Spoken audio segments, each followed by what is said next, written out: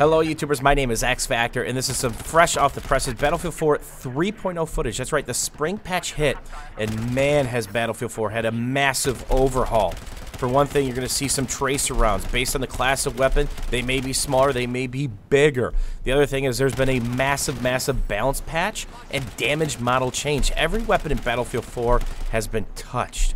Every class has been adjusted. LMGs have had spread messed with. Max spread, min spread, and new weapons as that guy gets the wand bag with the mare's leg. So what you're going to find out is weapons do less damage to the body and the legs in Battlefield 4 right now. Pretty much every class, assault rifles, carbines, PDWs, and LMGs. 1 or 2 damage less. Some weapons actually got a pretty big buff in the damage category, such as the RPK-74M.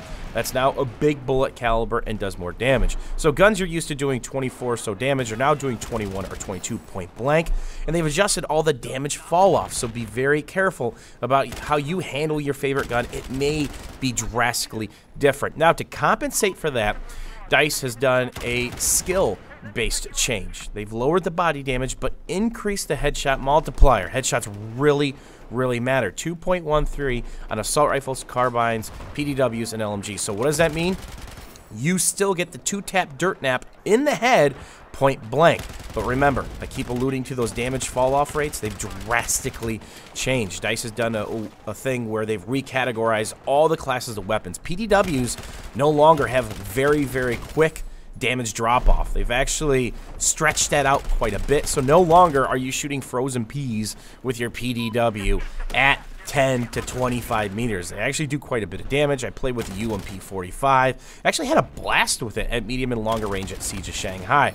Basically what I'm saying, since the numbers aren't out there and we don't know as I'm about to pop 100 assists as I'm forced to reload my 100 mag, is grab your favorite weapon and see what's happened as I shoot this guy out with a little bit of a headshot tater-tot and jump in, and we're going to go in for a ride. So weapons that you're used to handling a specific way, they've added recoil to a lot of weapons, both vertical and horizontal. They messed with spread on LMGs, assault rifles, carbines. PDWs have gotten slight buffs. It's basically all changed. So you've got the tracers, you've got that, and you've got the new suppression mechanism.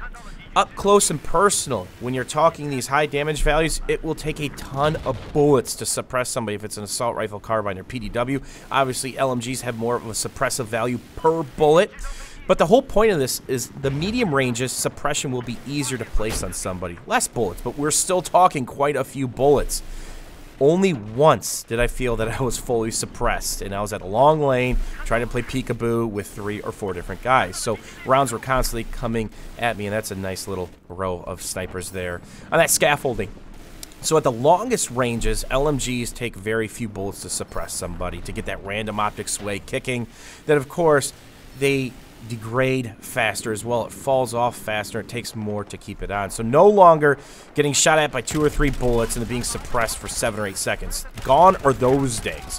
What you're going to see is suppression happening to you at longer ranges and less likely at medium or shorter ranges unless the entire enemy army is lining you up and just spamming you, such as maps like Metro or Lockers, where it's probably going to happen the most linear of maps and the worst choke points. Another major change is the head glitch initiative, which has been long needed in the Battlefield series. We used to shoot from the tippy tops of our heads, so we used to be able to hide behind crates. The player might not be able to see our head, but we'd be able to dome them without them returning fire. That no longer works, and again, the UCAV is as agile, lasts as long in the air as it used to, but it has a 60-second cooldown once you spawn in. You do not have a UCAV. Mortars are 45 seconds. If your mortar gets zapped by a MAV or killed by something else, you have to wait 45 more seconds. And of course, the TV missile has drastically changed. Remember how you could quick switch and then spam 2 TV missiles? I am waiting for the second one to come on board. The damage model has changed. Now vehicles are 35 hits.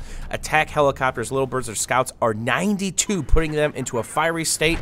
If they don't get reps instantly, they die. But you can one-bang jets, but they are much harder to use. They travel much faster. They are not as agile, and their range has been drastically shortened. So make sure you play around with those to get a hang of the new TV missile. So back to that head glitch initiative. More than likely, if you ADS in and you can't see their chin up, you're simply not going to be able to shoot them. The cover that you're behind is simply going to eat the bullet. War of advice is back up 5-7 feet or play a different piece of cover. Battlefield 4 has had some major overhauls. Go ahead, get your hands wet, try some new weapons. A lot of stuff got buffed, and I'm not just talking PDWs, specific weapons got buffed. And oh yeah, there's the Mare's Leg, the AN-94, the Graza, and a bunch of other different weapons in the game. Everybody gets those. You don't have to own premium. You don't have to be level 140. And he's trying to play peekaboo. And for scientific purposes, let's send one more out. I'm going to give you guys the patch notes. We're kind of abbreviated. Doesn't break down all the changes to the weapons, but it goes over the basics, the new suppression mechanism, how they've changed spotting, active versus passive. No longer can you passively spot somebody a kilometer away. You must spam Q. There's a bunch of stuff. Don't forget to take a look at the link. As always, YouTubers, thanks for watching. Thanks for hanging out, and we will see you guys soon.